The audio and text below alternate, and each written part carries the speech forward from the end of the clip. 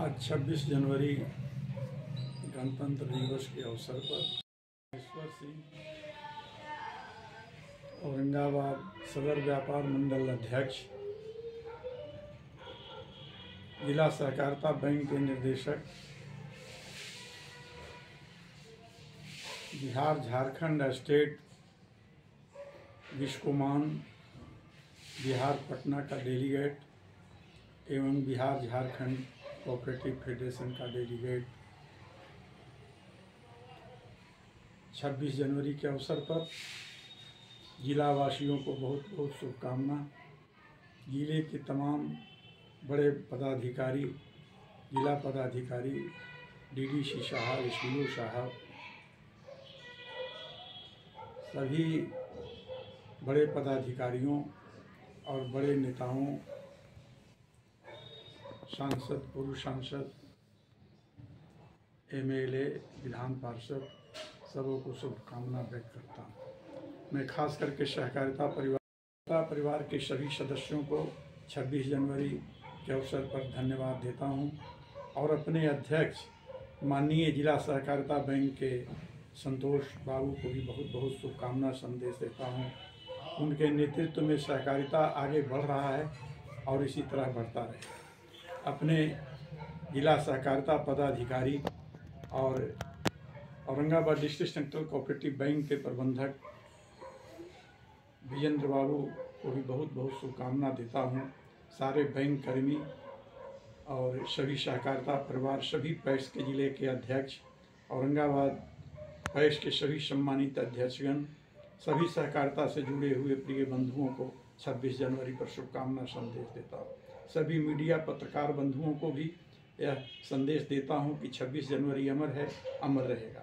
भारत की स्वतंत्रता संग्राम 40 को भारत आज़ाद हुआ और 26 जनवरी 1950 को भारतीय गणतंत्र की स्थापना। भारतीय गणतंत्र के प्रथम राष्ट्रपति डॉक्टर राजेंद्र प्रसाद बनाए गए और प्रधानमंत्री पंडित जवाहरलाल नेहरू बनाए गए। देश सर्वथा आगे की ओर बढ़ रहा है। आज बिहार के मुख्यमंत्री नीतीश कुमार और भारत के प्रधानमंत्री नरेंद्र मोदी, अमित शाह, राजनाथ सिंह के नेतृत्व में देश विकास कर रहा है। आज बिहार सरकार के सहकारिता मंत्री प्रेम कुमार जी को भी बहुत बहुत शुभकामना, जो सहकारिता के क्षेत्र में अच्छा काम कर रहे हैं। पूरे भारत में सहकारिता के क्षेत्र में आज अमित शाह जी का नाम स्वर्णाक्षरों में लिखा जाएगा, जो सदैव सहकारिता के प्रति संलग्न है। भारत की आज़ादी को हमें बनाए रखना है। जिस देश की आज़ादी के लिए भारत के सपूतों ने अपना जान दिया और हंसते हंसते फांदी के फंदे पर चढ़ गए, ऐसा नेतृत्व महात्मा गांधी के नेतृत्व में जो देश में हिंसात्मक आंदोलन हुआ, उसके विपरीत लोगों ने अपना जान दे करके तुम हमें खून दो मैं तुम्हें आज़ादी देऊं के नारे के साथ आचार्य नेताजी सुभाष चंद्र बोस, आचार्य कृपलानी ने जो आवाज़ दिया, आज वह हम साकार देख रहे हैं। सरदार भगत सिंह, खुदीराम बोस, राजगुरु बिस्मिल की फांसी को भी हम नहीं भुला सकते, जिन्होंने अपने देश की आज़ादी के लिए सर्वस्व निछावर कर दिया। आज उन्हीं शहीदों के बल पर आज भारत आज़ाद है और आगे भी हमारी सेना बॉर्डर पर सदैव हमारी रक्षा के लिए तत्पर है। हम सैनिकों को भी बहुत बहुत शुभकामना देते हैं कि आप ठंडा और गर्मी, बरसात में भी पहाड़ पर और चीन और पाकिस्तान के बॉर्डर पर सदैव तत्पर रहकर भारत की रक्षा कर रहे हैं। हम कहना चाहते हैं कि देश की आज़ादी हमें निछावर करने वाले उन सपूतों को हम सही सलामत करते हैं। शहीदों की चिताओं पर लगेंगे हर बरस मेले, वतन पर मरने वालों का यही बाकी निशान होगा। आज जो पाकिस्तान, लाहौर पाकिस्तान में है, उसी कॉलेज से जो एक नारा दिया गया कि हमारा देश के प्रति क्या सिंह और राजगुरु ने यही आवाज दिया कि एक दिन वह था कि हिंदुस्तान से मात खाकर चल दिया सिकंदर महान से, और आज ये अंग्रेज के बच्चे हैवान खूंखार से कर रहे हैं राज्य हम पर शान से अभिमान से।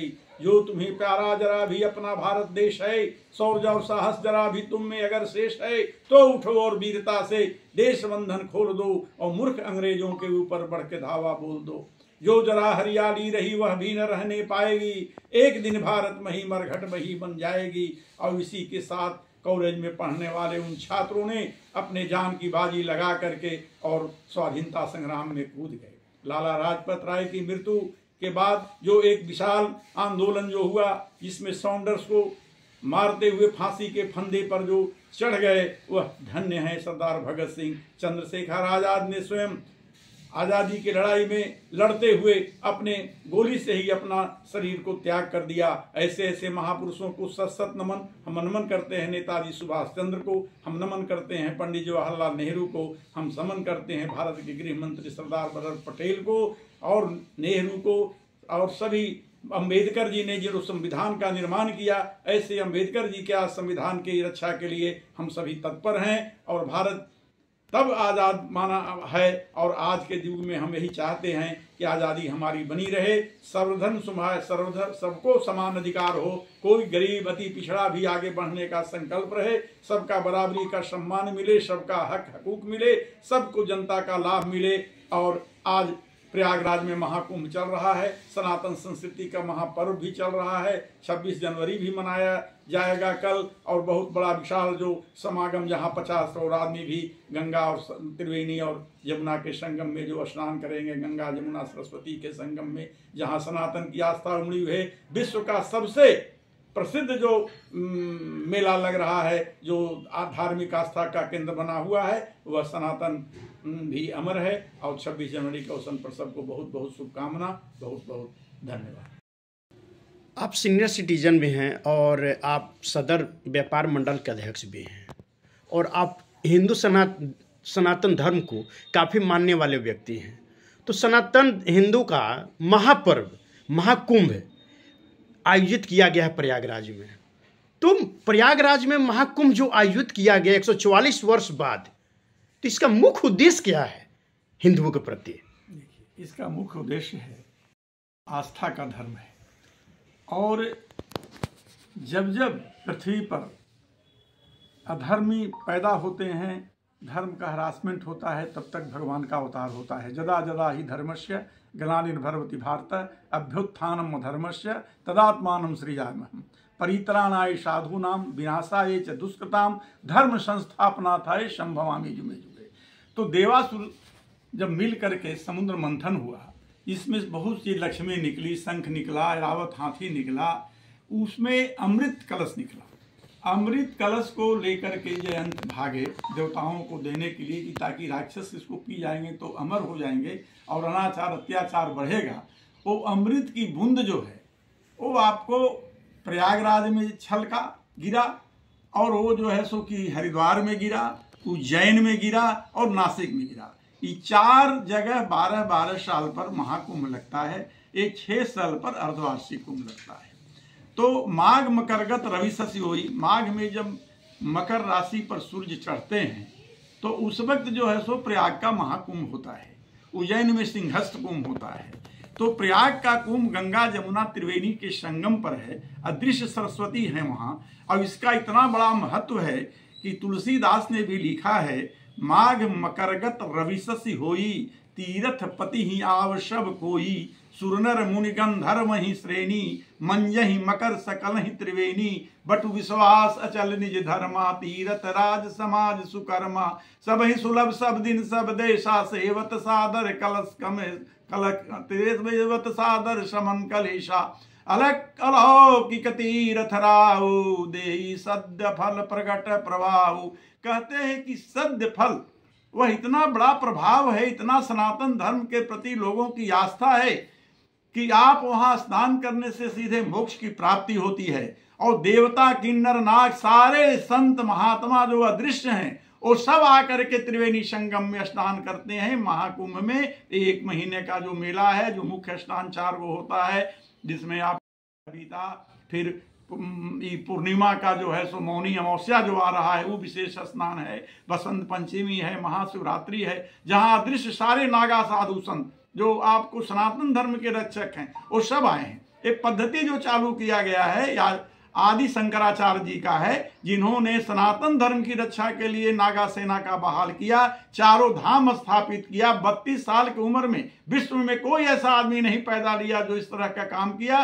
कुंभ सनातन की आस्था का प्रतिबिंब है और विश्व में सनातन सबसे पुराना धर्म है और आदि धर्म है, जो भगवान नारायण से चला है। लक्ष्मीनाथ समारंभाम रामानुजाचार्य मध्यमाम अस्मदाचार्य पर्यंतम वंदे गुरु परंपराम। ये चला आ रहा है भगवान नारायण से। और ये महाकुंभ में स्नान करना बहुत महत्वपूर्ण है। 50 करोड़ आदमी महाकुंभ में स्नान करने का अनुमान है। सरकार की व्यवस्था सुंदर है। सनातन धर्मावलंबियों को चाहिए कि एक बार कुंभ में स्नान करें। और आपने जो संयोग कहा 12 साल पर तो लगता ही है, लेकिन यह संयोग जो आया हुआ है बरबरहा चौवाल से, 12 के 12 गुण 144 साल के बाद आया हुआ है। ऐसा संयोग हमारे जीवन में आया है, इसके बाद फिर आने वाला नहीं है। इसलिए तमाम देशवासियों से मैं अपील करता हूं कि आप सनातन में कुंभ में अवश्य डुबकी लगाएं और कल स्वतंत्रता दिवस 26 जनवरी जो गणतंत्र दिवस है उसको मनाएं। और भारत जय हिंद, जय भारत।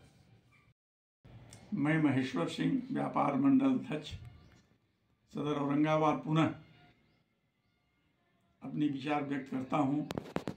और मैं कहता हूं कि 26 जनवरी के अवसर पर पूरे देशवासियों, जिलावासियों, समस्त नागरिकों को, समस्त औरंगाबाद शहरवासियों को मैं शुभकामना व्यक्त करता हूं।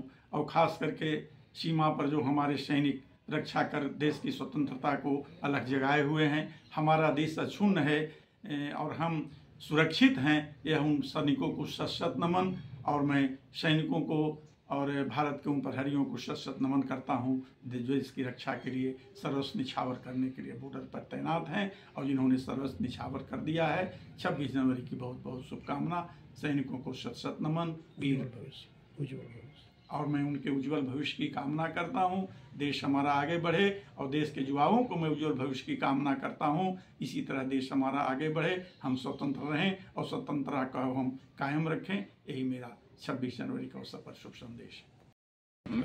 बोले ना, मैं गोपाल सिंह, पूर्व जिला उपभोक्ता फोरम सदस्य एवं सहकारिता बैंक के निदेशक पद पर मैं विराजित हूँ। जहाँ तक कुंभ की बात इन्होंने कहे आप, वो कुंभ विश्व का सबसे बड़ा धार्मिक और आध्यात्मिक समागम माँ गंगा, जमुना और दृश्य सरस्वती की त्रिवेणी में प्रयागराज धरती पर 18 जनवरी से आरंभ है। 18 जनवरी से आरंभ है। 12 महाकुंभों में उपरांत 144 वर्ष के बाद महाकुंभ का अद्भुत संयोग आया है, जब अमृत वाणी संगम अमृत स्नान होता है। सनातन की दिव्यता, भावता, परंपरा और धरोहर का यह महाकुंभ प्रयागराज में लगा हुआ है। हिंदुओं के प्रति आस्था रखने वाले सनातन धर्म के प्रति क्या संदेश देना चाहेंगे? हिंदुओं के प्रति सनातन का धर्म ये देना चाहिए कि यह जो कुंभ लग रहा है, अनेक वहाँ पर हिंदू के बड़े बड़े संतों और साधुओं लोगों ने आ रहे हैं, जिसकी सभी ने श्रोताओं के साथ सभी को दे रहे हैं कि हिंदुओं के प्रति जागरूक होनी चाहिए। ये सब कुंभ में आने से लोगों की भावना में बहुत उत्तेजित होता है हिंदुओं के प्रति। और ये श्रद्धा के साथ कुंभ में हिंदू ही नहीं स्नान करते, कुछ ऐसे अदर कास्ट के भी लोग हैं जो वहाँ कुंभ का स्नान किया करते हैं, क्योंकि उनकी आस्था है प्रयागराज से। क्या अभी तक आपने कुंभ का स्नान किया या नहीं किया? हाँ, मैंने इसके पहले कुंभ का, आज के 20 बरस पहले 2 बार वहाँ मैं कुंभ का स्नान कर चुका हूँ, जिसमें वहाँ कई जगहों पर जा कर के मैं धार्मिक स्थल और बहुतों लोगों को ले जा कर के मैं स्नान कराया हूँ और मैं पुनः फिर वहाँ जाने की तैयारी में हूँ। क्या नाम है आपका? मेरा नाम गोपाल सिंह हुआ। मैं गोपाल सिंह, पूर्व जिला उपभोक्ता फोरम जज एवं कोऑपरेटिव सहकारिता बैंक के प्रबंध सहकारिता के। प्रयागराज में